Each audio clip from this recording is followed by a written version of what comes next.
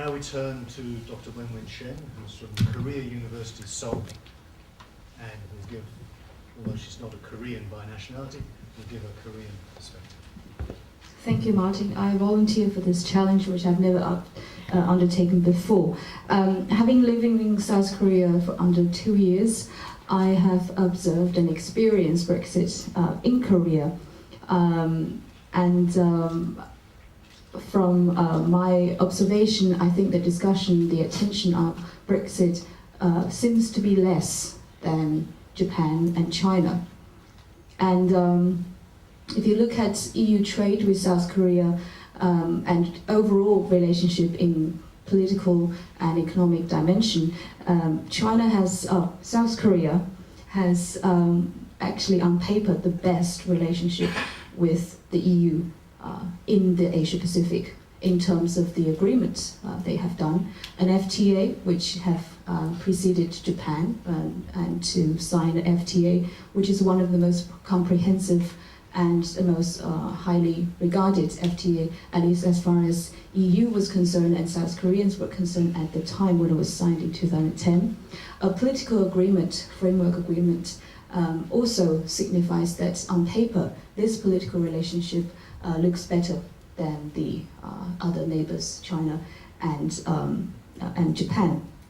And if you look at the trade figure, South Korea, after signing the FTA,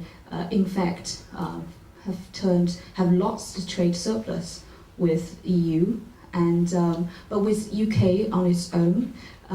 South Korea is still enjoying a significant trade surplus. But overall trade balance sheet, it is China who tops the South Korean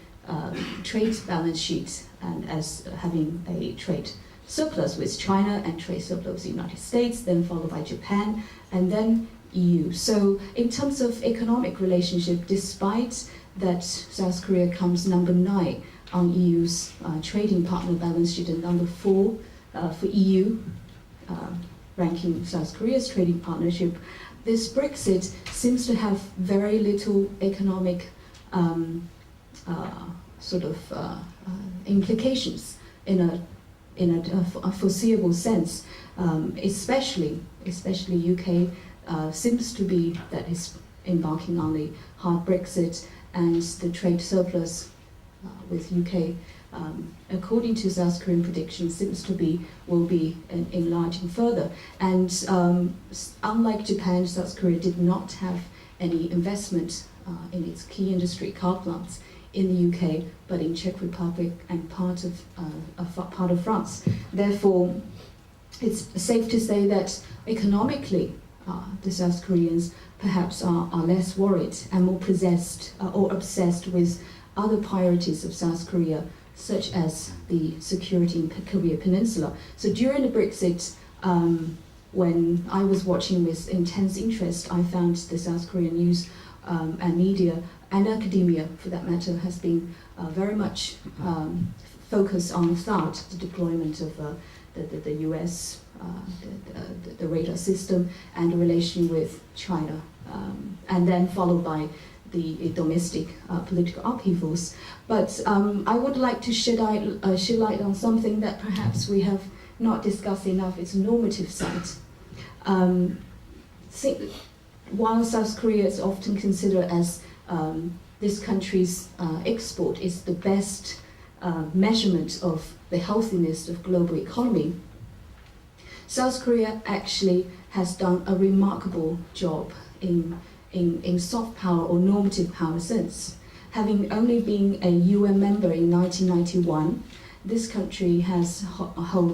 been a member of UN Security Council twice since, and in 2001 it has become it held the presidency for the UN Security Council, and in 2011 and again 15, its ex-foreign minister Ban Ki-moon became the UN Secretary General. So in a very short space of time, a medium-sized country, having emerged from the destruction of the Korea War in the 50s, embrace an economic policy domestically, open one that is supportive of global trade, but also very mindful of opening up global community has done tremendously well, and that cannot be achieved without the attention into normative language that it wished to deploy and it wished to earn itself the reputation beyond economic achievement they have done. So with European Union, that normative aspect, the language of democracy, human rights, has been very pronounced, and that has the strategic elements to it because that sets South Korea distinctively against its northern neighbor. And being close to the European Union also is an effort to diversify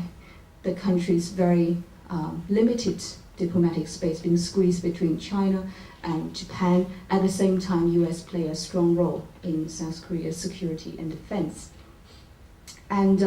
so therefore, South Korea has been the only country in the world, I can say, that has the political economic agreement at a very high level, FTA, framework agreement, and recently, in end of 2016, it has ratified its partnership to being part of the CSDP crisis management cooperation with EU. So on paper, one can safe to say that what European Union signify or represent for the South Koreans is a very, very important add-on to its normative credential. But thinking about North Korea's top national interest, I would believe that Brexit will come not at the top. However, thinking of its own top interest as security, as far as security is concerned, UK as a, of course, obviously permanent member of the Security Council, is important for passing sanctions against North Korea. On the other hand, EU as a payer, not a player in Korea Peninsula, can play a strong role when it comes to sanction.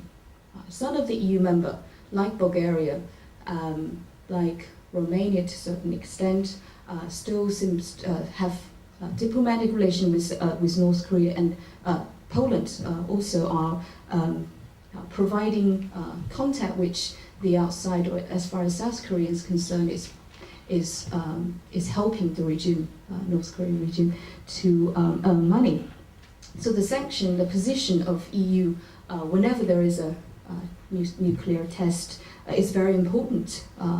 for South Korea to gather that important international support. So I would say my very short time of living in South Korea seems to be, I would say, it's a very shallow observation, particularly as the Chinese, but I would say that what European Union represents, that which perhaps Brexit seems to reject from this vote, is still relevant in parts of the world where EU is punching below its weight, and that normative dimension of itself is much more appreciated by others than themselves.